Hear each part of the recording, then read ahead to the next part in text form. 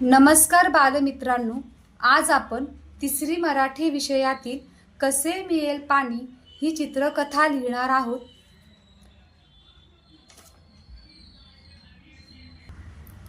ही गोष्ट आपण वर दिलेल्या मुद्द्यांच्या आधारे पूर्ण करणार आहोत।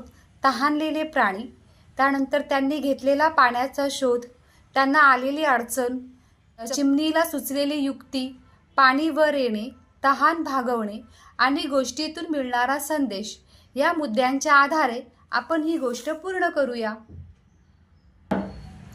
एके दिवशी एका जंगलात चिमणी, कावळा, खार आणि एक बेडूक खूप तहानलेले होते। ते पाणी शोधत फिरत होते। फिरता फिरता त्यांना एक विहीर दिसली, पण विहिरीत पाणी खोल असल्यामुळे विहिरीबाहेर उभ्या असलेल्या कोणत्याही प्राण्यांना ते पाणी पिणे शक्य नव्हते। त्यावेळी चिमणीने एक युक्ती शोधून काढली। तिने इतर प्राण्यांना विहिरीच्या काठावर पडलेले दगडगोटे पाण्यात टाकायला सांगितले। सर्व प्राण्यांनी मिळून विहिरीत बरेच दगड टाकले, त्यामुळे विहिरीतील पाणी हळूहळू वर आले। पाणी वर आल्यावर सर्व प्राण्यांनी मिळून ते पाणी प्यायले आणि आपली तहान भागवली।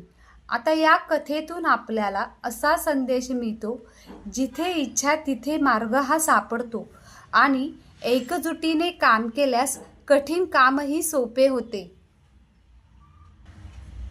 ही गोष्ट तुमच्या वहीत सुंदर हस्ताक्षरात लिहून पूर्ण करा। धन्यवाद।